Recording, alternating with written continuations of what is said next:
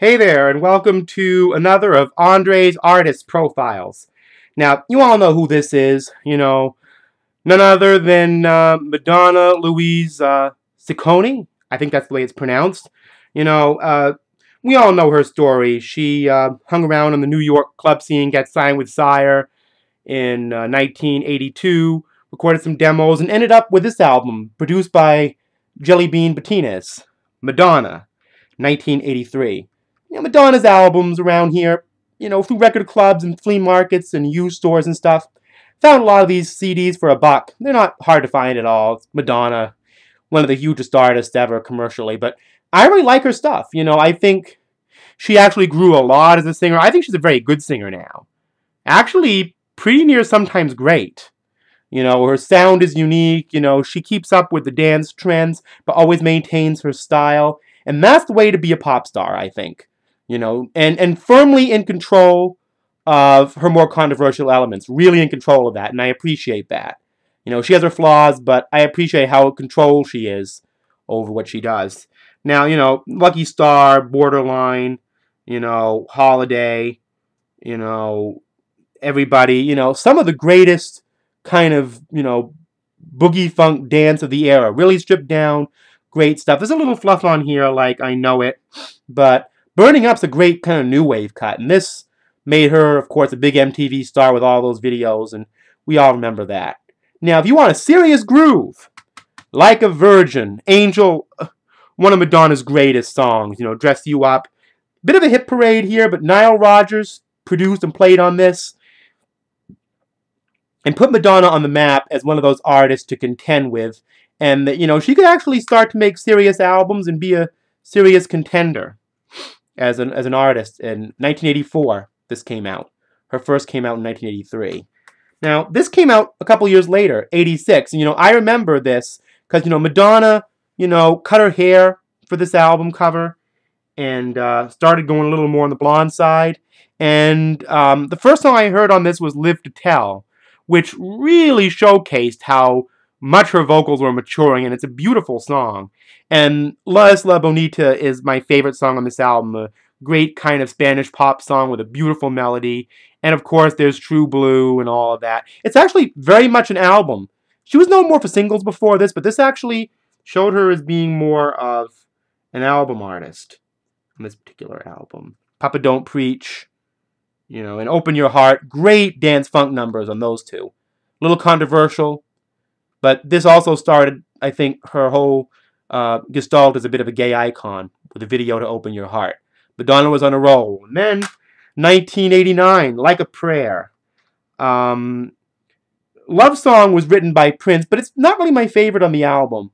Like a Prayer probably is the title song of this album. This is a very funky album. Madonna's first real true album. I don't know if you can see it in here. She went back to being her natural brunette on this. She had a controversial video for the title cut. Lost her a deal for Pepsi, I believe, and the Vatican got in a little trouble. But that's Madonna. She knew what she was doing. Trust me, she did. It's Madonna. The icon for all the controversial pop stars to this day, except she's more in control, of course.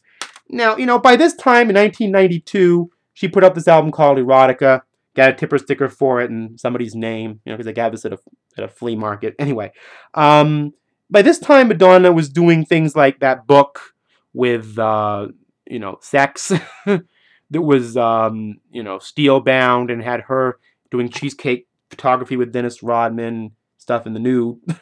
But anyway, she did Justify My Love, and she was getting very controversial, and I think it overshadowed the fact her music was getting very different, in 1992. Starting to get more electronica. Erotica doesn't sound like anything Madonna had ever done before. Much more ambient. She kind of whispers her way through the song. Reminds me of Vanessa Dow. I don't know if you remember her from the 90s. I think took a lot of inspiration from this stuff. Kind of early chill in a lot of ways. But in 1994, she followed up with Bedtime Stories. The title song of this album is a duet with Bjork. And it's probably the only time that, pastel turquoise was ever used for jewel case spine. Try getting that in a store. But my favorite song on here is Secret. A great kind of chill funk song with a great melody and showcasing Madonna's ever more growing singing voice. And, this album is really good for that kind of stuff. One of my favorites of hers in the 90s. My favorite is probably this one, Ray of Light, produced by William Orbit. By this time, she had a child, Lourdes, and on Ray of Light and Frozen, she had videos that were produced by people like, I think, Chris Cunningham, Michael Gondry, that were very, very unusual. And it showcased, again, her maturing singing voice, doing stuff that you wouldn't normally, associate with Madonna lyrically. She was getting past the controversial stuff and starting to go more into psychological explorations. This is a complete album. It has singles, but it's to be appreciated as an album. 1997, Ray of Light. Madonna's kind of coming into middle age album, you could say. Music from 2000. I love the title song of this album. I think Madonna trying to grab back at a little youth. Don't Tell Me, she did the cowgirl thing. Great, diverse pop, rock, dance albums. Get everything. This is a really good album.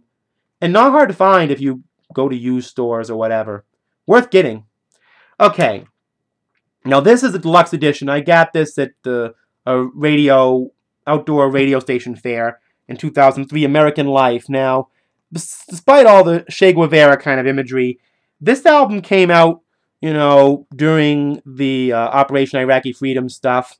And she did a song on here called Die Another Day. This is a very hard, funky, and kind of personalist political album. One of my favorites by her. Now, this deluxe edition comes with all these kind of Madonna trading stamps, and there's a poster in here and a lyric guide beyond the CD. I got this because, I like treats and CDs. Tipper stickers on the back, I kind of like that feature. American Life. Very, very, very, very, very underrated album by Madonna. This one, nothing underrated about this. This was a huge comeback for her with Hung Up. This album is based in the Euro disco sound of, Giorgio Moroder, Donna Summer, and things like Boney M. and ABBA's Voulez-Vous, which is actually, sampled or ripped or whatever on this album. Confessions on a Dance Floor Queen from 2005. A little personal stuff. This album wasn't, this year wasn't exactly my year, but this album really cheered me up, I think the gay clubs really love this, but, it's a Madonna. What don't the gay community love of her? Why not? She's an icon. Madonna. This album is called I'm Going to Tell You a Secret, directed by Jonas Åkerlund. This is a concert. I believe this is the same concert they aired on network TV in 2005. Around Thanksgiving. I was recovering from a cold that year, but I watched that, and man, Madonna's show that year was fantastic, and this includes the DVD and the actual recording of that concert. I got this at the Goodwill. I had to do a little bit of searching because somebody misplaced the CDs, but there they both are. And here's some stuff to order, Madonna promotional items. Little pink target circle there, pictures from the concert. Can't wait to listen to this. Madonna's fantastic live. I've never seen her, but on TV, this woman is fantastic live. She knows how to work an audience. She really does. This album, super duper duper underrated. Candy features Justin Timberlake and Timberland, Kanye West on this. This has the most tacky album cover Madonna's ever done, especially for a woman in her 50s. But this album is really quite amazing. Very, very funky, very, very hard groove. Funkiest thing Madonna's did, even since Like a Virgin, or before. Madonna's funkiest album, really underrated. Don't listen to the critics, especially funk fans, who like Madonna. You want to pick this up. Sticky and Sweet Tour. I got that at the Goodwill the same day as I'm Going to Tell You a Secret for $1. Comes with both DVD and the music for that. What a bargain. I love bargains. This album, at first I had my issues with it because it was a little bit too electropop. Sometimes my personal taste, but I really came to love I'm Addicted on this album. This is MDNA from last year, Madonna's most recent album. And I mean, it's a little teeny bopperish, and I think Madonna's trying to gain a younger audience, but I respect Madonna for who she is, but this is not one of her strongest albums. It has some great new wave influences, but the songwriting really isn't that good. I think Madonna needs to retool and make another album like Ray of Light or Confessions to show what a great artiste she can actually be. So anyway, that's my Madonna collection. And a lot of people think, oh, Madonna's just a big shill, and she influenced a lot of people who are kind of considered to be, scourges of the record industry that emphasize controversy and sexuality over talent. But I'm going to say, objectively, Madonna has it all. She has the controversy, she certainly has the sexuality, but she actually does have the talent. And she knows, when she's not writing or producing, how to pick people that can really do stuff for her. So that's my Madonna collection.